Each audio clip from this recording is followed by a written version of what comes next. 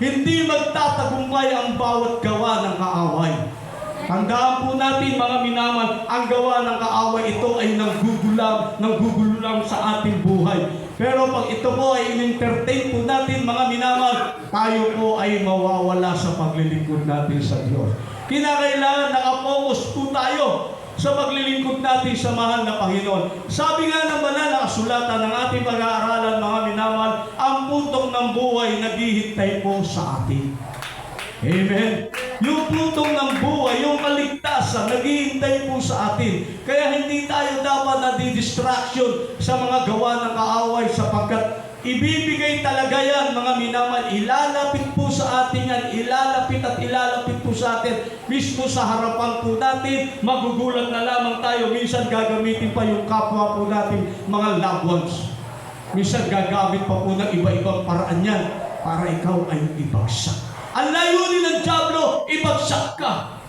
Dahil ikaw mula nang makilala natin ang mahal na Panginoon, naligtas po tayo, binago tayo ng mahal na Panginoon, patuloy tayo, ginamit tayo ng ating mabait na Diyos, galit na ang dyablo sa atin. Sabi ng 12:12 ng Revelation, mga minamahal, ganun na lamang ang galit ng dyablo sa mga anak ng Diyos. Lahat magsabi, praise the Lord. Kaya mapalad yung taong nagtitiwala sa Diyos. Amen. Ang pag-asa niya ay nasa Diyos. Pag ang pag-asa natin nasa Diyos, mga minamahal, ang puntong ng buhay naghihintay po sa atin. Jeremiah 17:7 sa wikang English.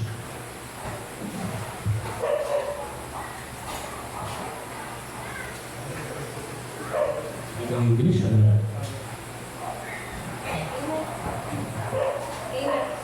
Praise the Lord. From the book of Jeremiah, chapter 17, verse 7. Amen. Blessed is the man that trusteth in the Lord, and whose hope the Lord is. Palakpakan natin ang mabait na Diyos. Lahat ng sabi, praise the Lord. Blessed is the man that trusted in the Lord, and whose hope the Lord is. Sabi ng mahal na Panginoon, mapalad ang tao na tumitiwala sa Panginoon at ang pag-asa niya sa Diyos. Pag ang tiwala natin sa mahal na Panginoon, anumang ilagay ng dyablo sa harapan natin, hindi siya magtatagumpay sa pangalan ni Jesus. Amen? Anuman ang gamitin ng dyablo, mga minamahal, para sa atin, para ibagsak tayo, hindi siya magtatagumpay. Bakit? Sabi ng Jeremiah, mga minamahal, mapalad yung umaasa at nagtitiwala sa Diyos. Amen? Kapag nagtitiwala ka sa Diyos, hindi simula lamang hanggang katapusan dapat. Sabi ng banal na kasulatan, ang pagtitiwala sa Diyos ay hindi sa simula lang hanggang sa wakas ang inyong buhay. Hanggang sa wakas, hanggang kaya mo magtiis, gawin mo para sa kaligtasan ng iyong kaluluwa. Lahat magsabing amen. Kapag nagtiis ka sa paglilingkod mo at nagtiwala ka sa Diyos, ikaw yung mapalad. Sabi ng banal na kasulatan, dapat hanggang sa katapusan ang iyong pagtitiis para tumanggap po tayo ng putong ng buhay. Kinakailangan wala, mga minamahal. Sabi ng banal na kasulatan, ng ating pagtitiis, ang ating paglilingkod, mga minamahal, kung tayo po ay nagtitiwala, umaasa sa mahal na Panginoon hanggang katapusan. Ang pagtitiwala natin sa Diyos, hanggat kaya nating magtiis, gagawin po natin. Kaya ang sabi ng Matthew 24:13. Amen. Praise the Lord. From the book of Matthew, chapter 24, verse 13. Amen. But he that shall endure unto the end, the same shall be saved. Amen. Palakpakan natin ang mahal na Panginoon. Lahat ng sabing amen.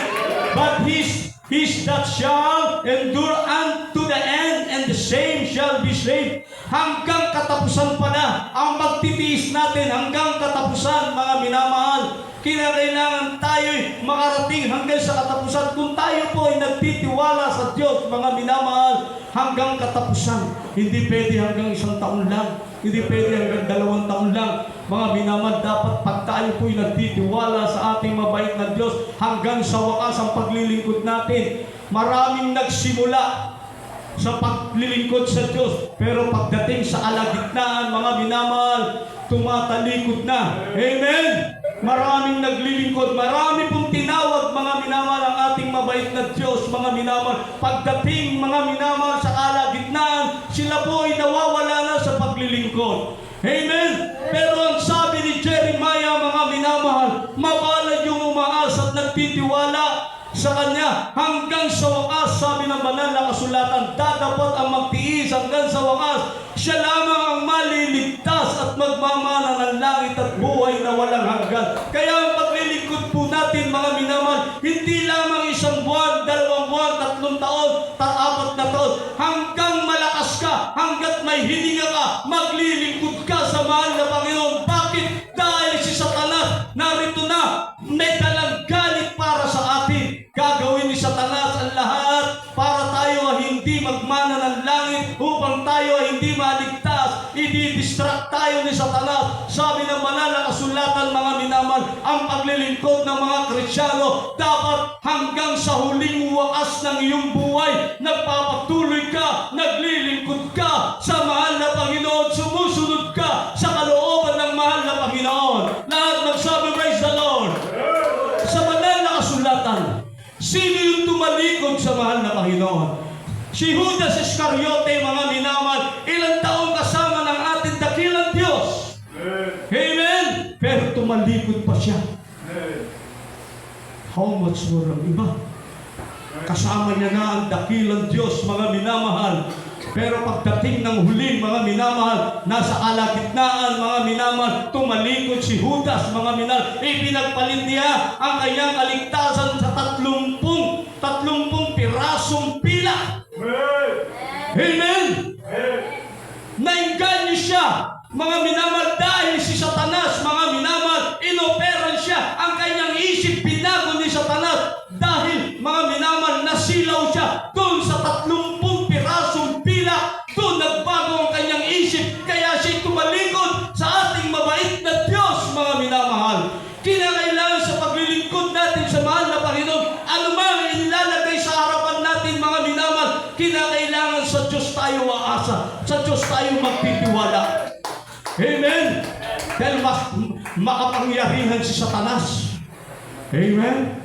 Lahat magsabi kay Amen. Si Judas na si Judas Iscariote, kasama na lagi ng mahal na Panginoon. Bakit tumalikod pa sa mahal na Panginoon? Hindi siya nakapagpatuloy, mga minamahal, dahil kay Satanas. Amen? Pinuspos siya ng kapangyarihan ng Satanas. Dahil sa pilak, dahil sa 30 piraso, mga minamahal, pinagpalit niya ang kaligtasan niya.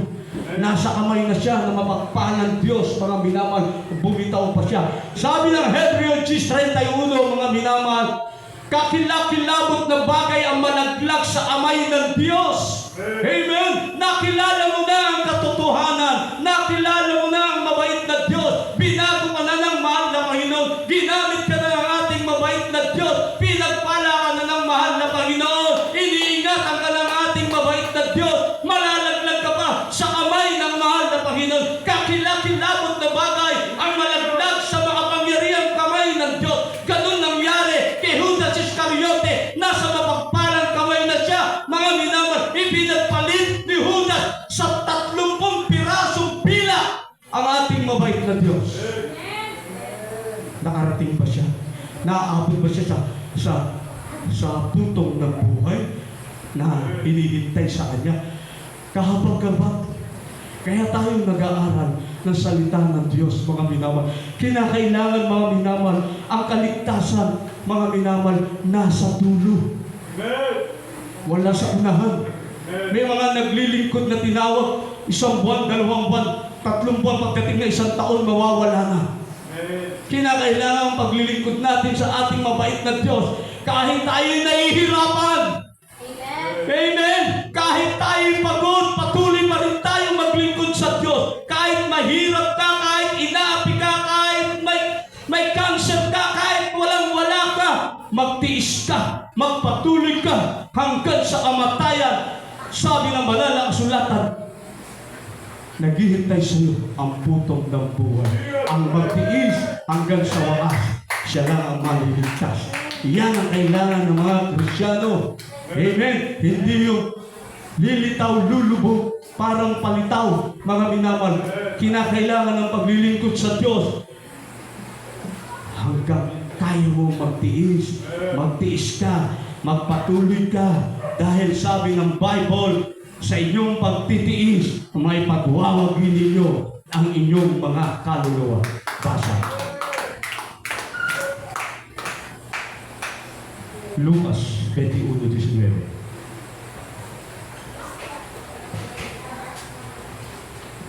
Amen. Praise the Lord. From the book of Luke, chapter 21, verse 19.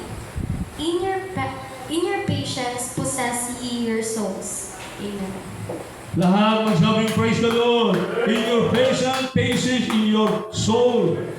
Sabi ng banal na kasulatan, sa inyong pagtitiis ay may pagwawagi ninyo ang inyong kaluluwa. Ang pinag-uusapan dito mga minamahal, yung kaluluwa po natin sa ating pagtitiis, mga minamahal, sa ating paglilingkod, sa ating mabait na Diyos. Ang kabalikat nito ay pagtitiis, pagtsatsaga, paghihirap, mga minamahal. Pero kinakailangan tiisin natin, bakahin natin, mga minamahal, patain natin ang ating paglilingkod sa mahal na Panginoon. Magtiwala tayo sa ating mabait na Diyos, umasa tayo sa mahal na Panginoon, sumunod tayo sa kalooban ng mahal na Panginoon hanggang sa wakas. Kahit na inaapi ka, mga minamahal, kahit na may sakit ka, kahit na walang-wala ka, magpatuloy ka sa paglilingkod mo sa Diyos, dahil alam mo isang araw, kahit na gumagapang ka, makarating ka sa gawain ng mahal na Panginoon. Papatuloy ka, kahit nililibak ka, kahit pinagtatawanan ka, anumang inilalagay na kaaway sa harapan mo, nagtitiis ka, tinitignan mo ang kabutihan ng mahal na Panginoon. Hindi ka nagpapa-epekto dahil ang pag-asa mo'y nasa Diyos, mga minamahal. Nagtitiis ka ng tukso. Sabi ng banal na kasulatan, mapalad ang taong nagtitiis at tukso sa pagsubok. Saya, tatanggap siya ng putong ng buhay na ipinangako ng Panginoon sa mga nagsisiibig sa Kanya. Yan ang pangako ng Diyos. Amen. Sa lahat na nagsisiibig sa Kanya, mapalad ang taong nagtitiis ng tukso sapagkat pagkasubok sa Kanya, siya'y tatanggap ng putong ng buhay na ipinangako ng Panginoon. Yun ang pangako ng Diyos. Yung putong ng buhay. Sabi ng mahal na Panginoon, ito yung tatanggapin po natin hanggang sa dulo. Ang paglilingkod, mga minamahal, merong finish line. May kinakailangan, marating mo yung finish line. Amen. Parang karera, mga minamahal, pagputok ng baril, nagtakbuhan na mga nagmamarathon, mga minamahal, sa kalahati pa lang, 100 kilometers pa lang, mga minamahal, umihinto na. Iba nagpapahinga na, mga minamahal, pero yung nagpapatuloy, sila yung nagtatagumpay, sila yung nakakakuha ng award, mga minamahal. Amen. Ganyan din po ang paglilingkod natin sa ating mabait na Diyos.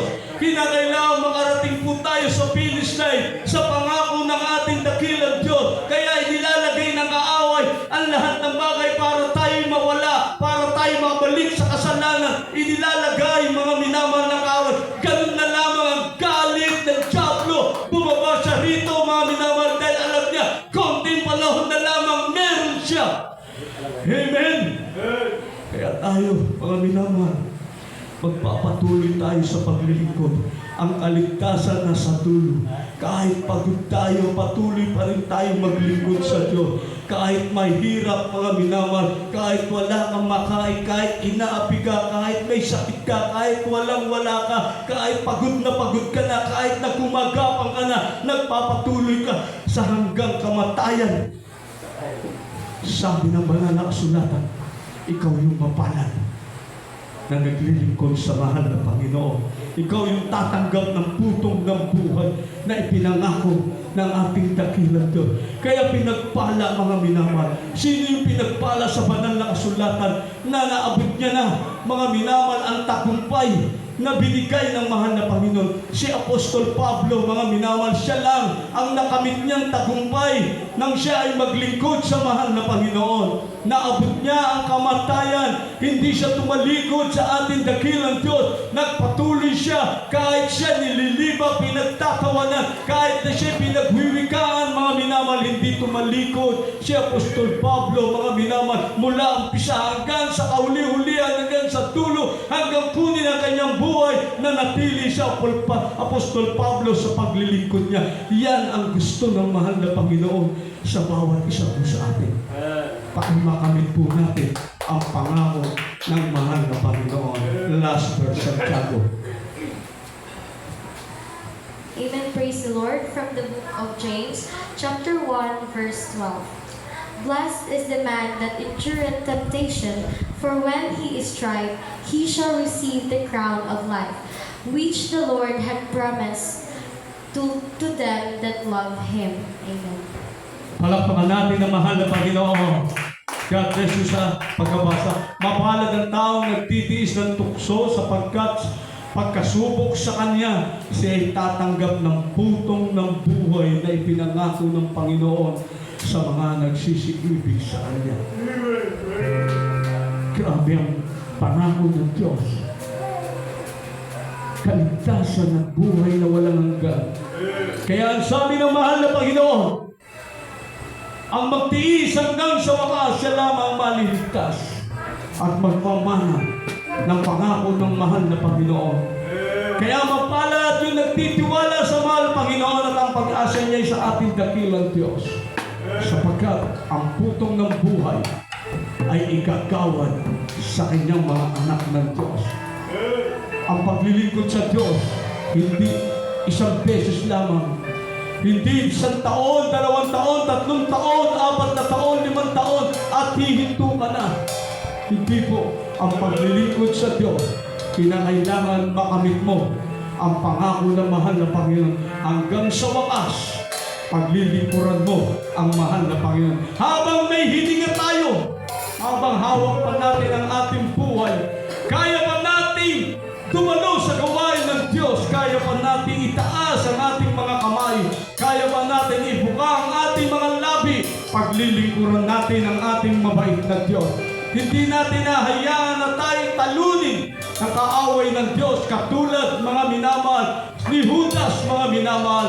Kasama niya na ang ating mabait na Diyos, mga minamahal. Siya ay kasama sa 12 alagad ng mahal na Panginoon. Pero sa kabila ng lahat, siya ay tumalikod. Pinagpalit niya ang kaligtasan niya sa 30 pirasong pila. Sino ang lugi? Siya ang nawalan ng kaligtasan. Siya ang talo.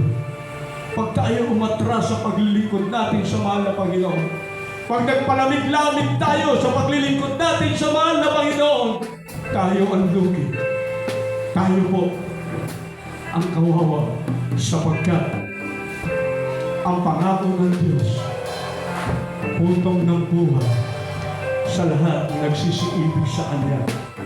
Sabi ng mahal na Panginoon, mapalad ang tao na tumitiwala sa Panginoon at ang pag-asa niya sa Panginoon. Wala tayong ipag-aasahan kundi ang ating dakilang Diyos. Tayo tumayo, umawi tayo sa mahal na Panginoon.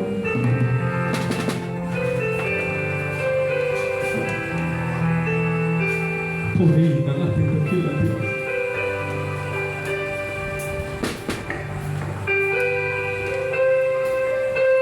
Sa bawat oras at sa'yo magpupuri